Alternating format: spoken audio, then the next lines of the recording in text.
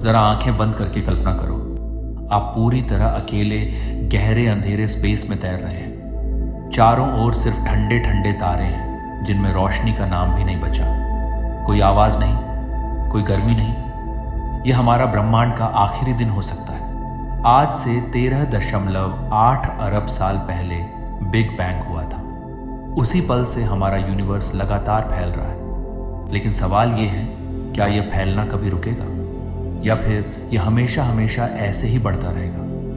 वैज्ञानिक कहते हैं कि डार्क एनर्जी इसे बहुत तेजी से फैला रही है। अगर यही तेजी जारी रही तो सारी गैलेक्सियां एक दूसरे से इतनी दूर चली जाएंगी कि उनका कोई संबंध ही नहीं बचेगा। तारे धीरे धीरे बुझ जाएंगे और आखिरकार सिर्फ ठंड और गहरा अंधेरा रह जाएगा। आज हम इसी सवाल पर बात करने वाले हैं। आखिर यूनिवर्स का अंत कैसे होगा?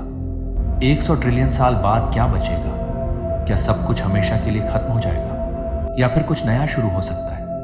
ये रात सुनकर आप हैरान रह जाएंगे। क्या हमारा ब्रह्मांड एक दिन पूरी तरह ठंडा और बेजान हो जाएगा? क्या ब्लैक होल भी एक दिन गायब हो जाएंगे?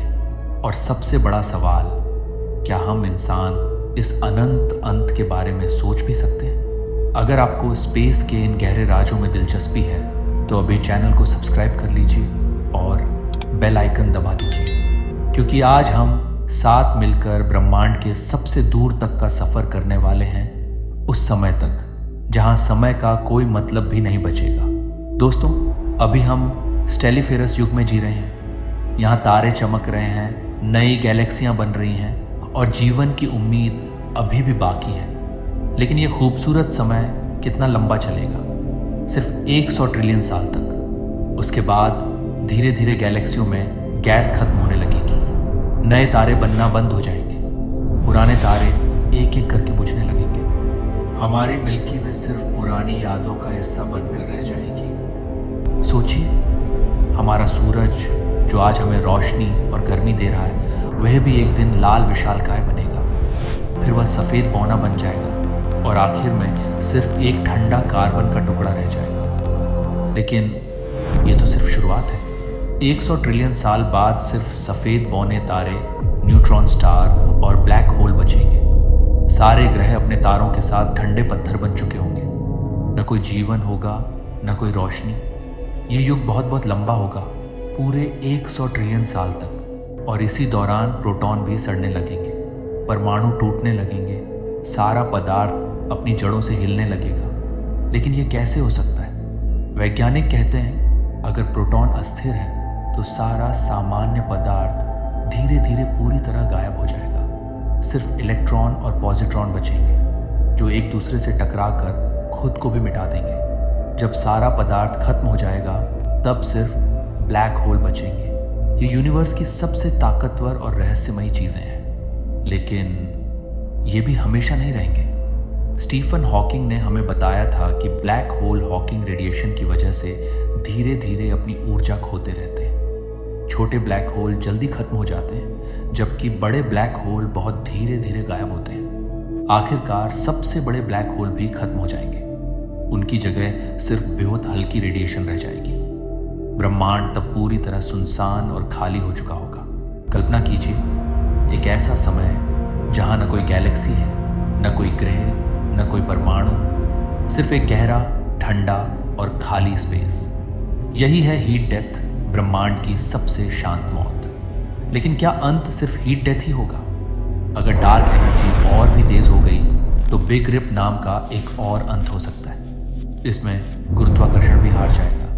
पहले गैलेक्सियां टूटेंगी, फिर तारे, फिर ग्रह और आखिर में परमाणु भी फट जाएंगे। स्पेस टाइम खुद टूट सकता है। ये मौत बहुत तेज और बहुत डरावनी होगी। अभी के ऑब्जर्वेशन बताते हैं कि बिग रिप कम संभावित है, लेकिन ये खतरा अभी भी पूरी तरह खत्म नहीं हुआ है। ब्रह्मांड का अंत कितने अलग अलग तरीकों से हो सकता है ना? लेकिन सबसे बड़ा सवाल ये है, 100 ट्रिलियन साल बाद क्या बचेगा? 100 ट्रिलियन साल, ये संख्या इतनी बड़ी है कि हमारा दिमाग इसे ठीक से समझ भी नहीं सकता। उस समय तक यूनिवर्स पूरी तरह अव्यवस्था की चरम सीमा पर पहुंच चुका होगा।